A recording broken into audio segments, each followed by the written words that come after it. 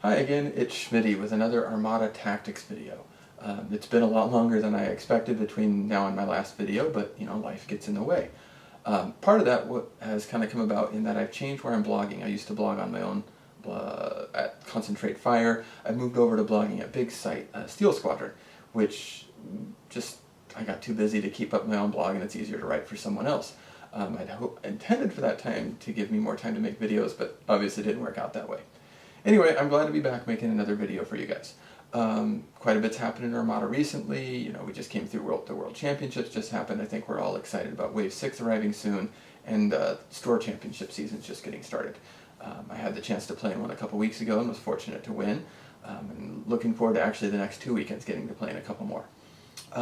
So rather though, I know my first 3 videos kind of focused on formations, and this time I want to instead talk about a different tactical idea, and that's really taking a look at activation advantage. What that is, what it means, how you use it in a game, and probably spend the most time really talking about how you can counter it if you run up against it. So for those who aren't really sure what that term means, activation advantage comes about in any kind of miniature game like Armada, where players alternate activating different units. I play a lot of games that have that particular style. I like it, so like things like Battletech, Drop Zone Commander, Drop Fleet Commander, and Armada all have this sort of back and forth activation mechanic, and the side that has more activations gets a few distinct tactical advantages. They're not insurmountable, but if you don't understand what it can do for you and ways to counter it, you can get yourself into a world of hurt. So we'll spend a little time looking at that, what it means, and what we can do with it. So we'll start by taking a look at some of the things activation advantage can do for you when you have it. Alright, so let's look at some of the things activation advantage can do for you if you have it. On the table I've got set up here an Imperial fleet with 5 ships and a Rebel fleet with 4 ships. So the Imperial player has more activations, and what this ensures is that they get to move last in the turn, activate the last piece. Okay, and that's great. Whether they're first or second player, by having more activations, they then have that option.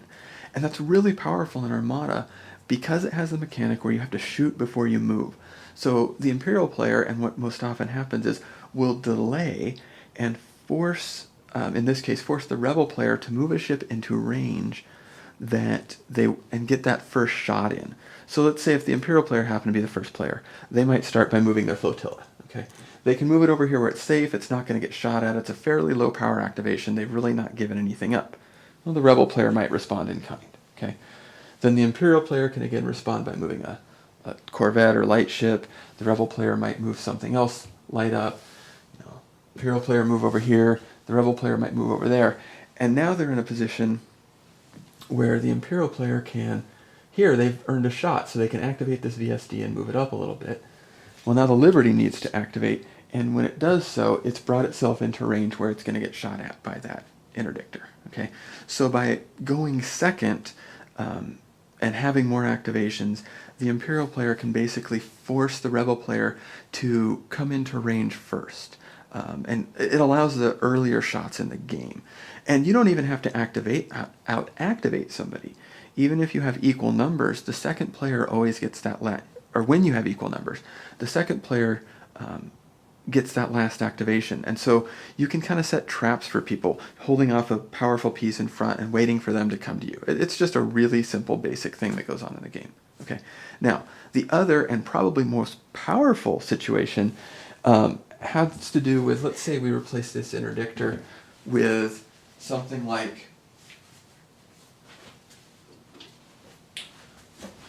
a gladiator. Okay. Now, same thing, move all those in. Now this gladiator can move in and say it's Demolisher, it can move in and attack. Now we go to the next turn. Well, the Imperials are the first player. They can activate this gladiator again, attack, and move away. That's what's called a last first move, okay? Because you take a high-power ship like a gladiator that has short range but powerful weapons. It moves in last, attacks, in the case of Demolisher, attacks at the top of the next round and moves out. And where that's really powerful is that your opponent has no opportunity to react. The Imperial player has taken one ship and essentially activated with it twice in a row. So that last first thing is just super powerful. Generally done with black dice ships, but you can pull it off with just about anything else. So Gladiators and MC-30s are obviously it's popular, but even big ships like ISDs and MC-80s can certainly benefit from that as well. Really, any ship can benefit from it, and it's a way to, by double activating, it's a way to keep a fragile, hard-hitting ship safe to move in, do a bunch of damage, and escape out of there. Now, there's other places where activation advantage can be a big deal, but really it's primarily those two. Delaying early on to force your opponent to come in range where you can shoot them, and then doing a last first move where you jump in at the end of the turn, blast them at the top of the turn, and then escape to safety. Okay. There's probably other advantages, but those are really the two most important things that activation advantage gives you as far as tactical options on the tabletop. So I'm going to spend a little bit of time looking at how you can counter those two options and different things you can do. So we'll start there. Okay, so I wanted to come around to this side of the camera to talk about this. Really, one of the first things to look at is what do you do to kind of avoid that second turn trap, right? So, say you've got two fleets here lined up, one side cannot activate the other, we can move this one over here to safety, and eventually we're going to force, one or two of these ships to move in where they can get hit before they can move out. And really, the main thing about avoiding that trap, so if you're out-activated, if you're first player, if the person's going to get to activate last after you, the main way to avoid that trap is something I've mentioned on here before. Don't fly straight at your opponent, okay? And what I mean by that is if your opponent has a formation over here, if you point your ship straight into the middle of it, there's almost nowhere you can go to really escape, okay, where you're going to get land blasted. If you kind of keep yourself at sort of a 30 to 45 degree angle away from the center of that formation, you can fly over here, and yeah, you're going to end up in range of one ship, but not the whole thing. Same thing here. So give yourself an out so you don't have to fly right into the middle of a trap. Keep nav commands handy so you can kind of vary speed control. Save a tougher piece. One of the things I know when it looks like, I'm going to probably have to move into range before or not, I always try to keep an engineering command handy because I know I'm going to have a repair coming the following turn. So if you just sort of plan to take that damage, and if you just are careful about your movement and only end up in long range, you can take a little damage repair at the next turn and be able to counterattack much more effectively. So, but realistically, that just kind of comes into the thing of not flying right straight at the teeth of your enemy. Even if you've got squadrons, even if you've got an MC-80 or an ISD, something with these big heavy front guns, it still behooves you to fly in such a way that you're not flying straight into the middle of your opponent's formation. Fly so you can hit the edge of it. That way you don't end up getting ganged up on, which is really what can end up happening pretty badly from that aspect of activation advantage. Okay. Another piece to think about is when you are out activated. So a lot of people feel like, well, I gotta delay my most important piece till last so I have the most information. And that's a really common idea and strategy both with deployments and movement. And I've started to, not all the time, but occasionally mix in taking my strongest piece, deploying it first, or moving it first. And when you're delaying activations, when you're holding things back, you're trying to get more information about what the board's going to look like before you move your power piece. And you're reacting to the state of the table, right? Well, with the idea of moving your most powerful piece first, is you're not reacting, you're being proactive. You're putting yourself in what you think is going to be your best position. And you're forcing your opponent to react to that. So by being more proactive and moving that power piece a little earlier, you can kind of dictate your opponent's reactions. I figured that out early on, especially with Star Destroyers. They're great for hurting your opponent. People will avoid the front arc of those things like nobody's business. So you can move that early and say, this is where I'm going to put the front arc of this thing. Where are you going to go to avoid it? And that can help you sort of dictate your opponent's reactions. Yeah, your opponent's going to go later than you. Your opponent gets to react to what you do, but by moving powerful pieces earlier, sometimes by just being a little bit more aggressive, you can force them into the reactions that you want, or give them where they really don't have anywhere good to react to. So another strategy you can kind of look at. Looking at sort of that last first idea, how do you avoid that? Or what can you do about that? There's a few different things you can do. A big one is, again, to sometimes just be a little bit more aggressive. If somebody's going to be able to, move Demolisher and last, hit you first and try to get away, is try to take something else you've got and put it in a position where, yeah, you can jump in and maybe, hit my assault frigate here, but my Liberty's going to hit something else. And, hopefully more valuable than a raider. But the idea being that, yeah, if you want to jump in and do your first thing, that's great, you're going to get to hit me, but I'm going to hit something at the start of if you move that Gladiator first, I've got something that I'm going to crush. You could use your first activation to get it to safety instead. And so let them know if they're going to move in and try and do that high-speed pass that you've got something you get to take out in response. Requires a little bit more of an aggressive movement. Sometimes you're just trading. It's like, well, you get to kill this ship, but I'm going to kill that ship. And that can be, good or bad, but that's another thing you can do. The other thing to remember is that in this game, there's always something that activates after ships, and that is squadrons. I tend to play a medium amount of squadrons. Some players play very heavy, some players play very light. I tend to play somewhere in the middle. I often have 6 squadrons, spend around 80 points or so on them. One of the things that I've noticed in Armada is the tendency that a lot of players feel like whatever squadrons they have, they're going to make sure they have enough squadron to activate them all, and they're going to activate them all through the course of their turn. Now, there's some good reasons for this. A squadron that activates first can jump in and kill their another squadron before it even gets to go. Again, just getting the jump on people. And definitely an activated squadron is significantly more powerful than an unactivated squadron. Where you can jump in, you can move and shoot, or shoot if you kill your opponent, fly away. So people generally focus on doing that, and I don't.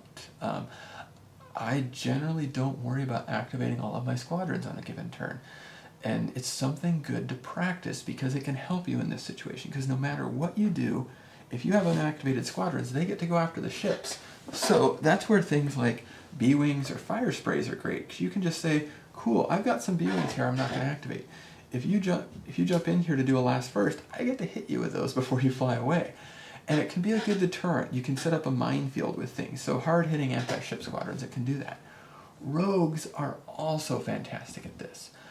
Which is why I mentioned fire sprays, but Lancers and YT-2400s can be really great too, because not only can they move and attack later, they can do it from a relatively safe position, and it can be a deterrent. It can give you a nice counterattack on that last moving ship, where really, no, I'm going to move last. So it is something to consider that, yeah, squadrons can always move a little bit later. So yeah, I think that's some of the things. Make sure when you are, if you're dealing against activation advantage, what you really want to do, make sure you have maneuvering outs. Don't let yourself get baited into a trap. So don't point at the center of your opponent's formation. Point at a ship, but not at the center of their formation. Even if you're going to give up, yes, you've got to move in. Give up 1 shot. Don't give up 3. Don't let yourself get ganged up on the next turn. Move in carefully. If you can only move into long range, great. Now they're going to have to activate and move into you where you get a better shot. So nip at the edges, go for the flanks. These are all things that help. Broadside fleets that do gun lines do great against activation advantage because they're not flying straight at their opponent, and their opponent has to do a little bit more of a chase situation. Get in there sometimes and be aggressive. You're activating first, go in and sort of use a high leverage activation to claim a portion of the table or put a lot of pressure on a portion of the table. So even though your opponent gets to activate later and react to what you've done, by really making a strong statement, it limits the good reactions that they have, and you can sort of herd them into doing what you want. Hold back squadrons. Okay, save them unactivated, but put them in a position where if your opponent moves in on you, they get to attack in the squadron phase, basically setting them up like minefields. Can be another really valid tactic. So there's a lot of different things. There's no one thing that works every time. There are, again, use repair commands, having resilient stuff, and your squadron sense, Biggs, Escort, things like Gallant Haven or Stronghold, all these things let you be a little bit more, take that alpha and counterattack. So you can have that counterattacking strategy, bank repair commands, use things like targeting scramblers on an interdictor, Lando on a rebel ship, where you can jump in, you can take the hit and then counterattack. Can all be valid things that help you survive that activation advantage and turn it around quickly. I don't tend to worry about it too much anymore. These are things I've practiced with. Sometimes you just show up to a game and it doesn't matter how badly activated or how many activations you take, somebody maybe brought more. So I think even if you're playing a high activation fleet, it's good to have a plan for when you get out activated. If you're taking a high bid fleet to wanting to go first, you need to have a plan for going second, because somebody's going to outbid you eventually. So I think activation advantage is important. I think it can be really, really meaningful as you're playing a game, but it's not insurmountable, and it's something you should practice against, something that you want to have some ideas of what to do, but it's not the end of the game if you're out activated, for sure. It does require some different play styles, and definitely, like say, avoiding that trap and looking for where you can put pressure on your opponent and they have to react to what you're doing rather than just sitting there waiting for you to commit them. Anyway, so those are some of the ideas I've got. Hopefully they're helpful. If you have any specific questions, please post in the comments on the video. I'll do my best to answer them. I do have some other videos planned. I want to take a look at sort of game flow, turn flow, talk about using how to use a mix of broadside and front attack ships in a fleet, combining, like say, Architons with Star Destroyers. I've got some ideas from that I want to share with you guys. I want to talk about how to counter heavy squadron builds with light squadron builds, because I think there's some importance to there. So I do have some other ideas for videos coming up in the future. Hopefully I'll be able to get them posted before too long. I'm a teacher, I'll hit summer break. Maybe I'll have some time to do some more video work. Anyway, thanks for watching as always, and good luck in your next game.